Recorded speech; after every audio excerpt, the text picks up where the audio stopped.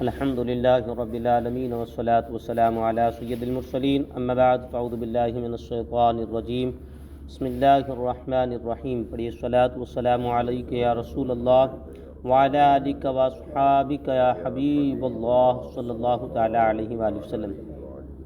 سورہ لقمان آیت نمبر 31۔ اعوذ باللہ من الشیطان الرجیم بسم اللہ الرحمن الرحیم۔ ألم تر أن الفلك تجري في البحر بنعمة الله ليريكم من آياته إن في ذلك لآيات لكل صبار شكور۔ کیا تو نے نہ دیکھا کہ دریا میں کشتی اللہ کے فضل سے چلتی ہے تاکہ وہ تمہیں اپنی کچھ نشانیاں دکھائے؟ بے شک اس میں ہر بڑے صبر کرنے والے بڑے شکر گزار کے لیے نشانیاں ہیں۔ اس آیت میں اللہ تعالیٰ کی وحدانیت کی ایک اور دلیل ذکر کی جا رہی ہے۔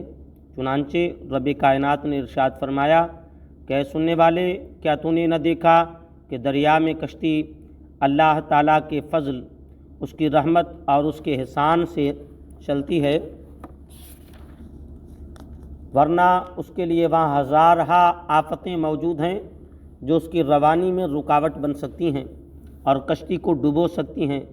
اللہ تعالیٰ نے یہ فضل اس لیے فرمایا تاکہ وہ تمہیں اپنی وحدت، قدرت اور علم کے بعض دلائل اور اپنی قدرت کے عجائبات کی کچھ نشانیاں دکھا دے۔ بے شک کشتی کی روانی میں ہر اس شخص کے لیے نشانیاں ہیں جو بلاؤں پر صبر کرنے والا، بڑا صبر کرنے والا اور اللہ تعالیٰ کی نعمتوں کا بڑا شکر گزار ہو۔ صبر اور شکر یہ دونوں صفتیں مومن کی ہیں، تو گویا ارشاد فرمایا اس میں ہر مومن کے لیے نشانیاں ہیں۔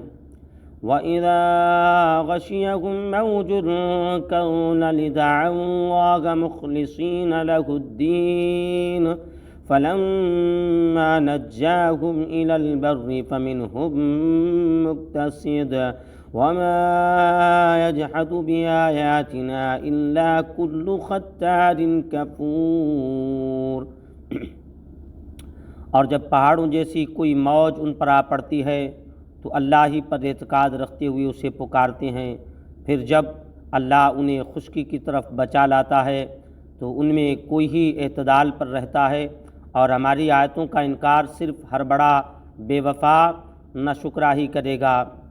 ارشاد فرمایا کہ جب کفار کو سمندری سفر کے دوران پہاڑوں جیسی موجیں نیست و نابود کرنے لگتی ہیں تو وہ اپنے معبودوں کو چھوڑ کر اللہ وحدہ لا شریک کو پکارتے، اس کی بارگاہ میں گریہ وزاری کرتے اور اسی سے دعا و التجا کرنے لگتے ہیں، اور اس وقت اللہ تعالیٰ کے علاوہ ہر ایک کو بھول جاتے ہیں، اور جب اللہ تعالیٰ کی شان کریمی سے صحیح سلامت ساحل پر پہنچ جاتے تو ان میں سے چند ایک ہی اپنے ایمان اور اخلاص پر قائم رہتے ہیں، ورنہ اکثریت پھر کفر کی طرف لوٹ جاتی ہے۔ کہا گیا ہے کہ آیت کریمہ جو ہے اکرمہ بن ابو جہل کے بارے میں نازل ہوئی۔ جس سال مکہ مکرمہ فتح ہوا وہ سمندر کی طرف بھاگ گیا، وہاں مخالف ہوا نے گھیرا اور خطرے میں پڑ گئے تو اکرمہ نے کہا اگر اللہ تعالیٰ ہمیں اس خطرے سے نجات دے دے تو میں ضرور سرکار دو عالم صلی اللہ علیہ وسلم کے پاس پہنچ کے آپ کی خدمت میں حاضر ہو کر ان کے ہاتھ میں ہاتھ دے دوں گا اور ان کی اطاعت کروں گا۔ اللہ تعالیٰ نے کرم کیا اور ہوا ٹھہر گئی۔ اکرمہ مکہ مکرمہ کی طرف آ گئے اور اسلام لائے، اور بڑا اخلاص والا اسلام لائے، تو یہ اعتدال پر رہنے والے تھے۔ حضرت اکرمہ اس کے بعد ساری زندگی اسلام پر قائم رہے، اور ان میں سے بعض ایسے تھے جنہوں نے عہد پورا نہ کیا۔ ان کے بارے میں اگلے جملے میں ارشاد ہوتا ہے کہ ہماری آیتوں کا انکار صرف ہر بڑا بے وفا اور ناشکرا ہی کرے گا۔ اس سے معلوم ہوا کہ صرف مصیبت میں اللہ تعالیٰ کو یاد کرنا اور آرام میں بھول جانا کافروں کا عمل ہے، اس سے ہر مسلمان کو بچنا چاہیے، کیونکہ مومن کی شان یہ ہے کہ وہ ہر حال میں اللہ تبارک و تعالیٰ کو یاد کرتا رہے اور اللہ کا شکر ادا کرتا رہے۔ اللہ تبارک و تعالیٰ ہمیں ہر حال میں، مصیبت میں، پریشانی میں اور خوشحالی میں اپنے خود کو یاد کرنے کی توفیق نصیب فرمائے، اور اللہ اپنی عبادت و بندگی کرنے کی توفیق نصیب فرمائے۔ آمین بجاہ النبی الامین صلی اللہ تعالیٰ علیہ وآلہ وسلم۔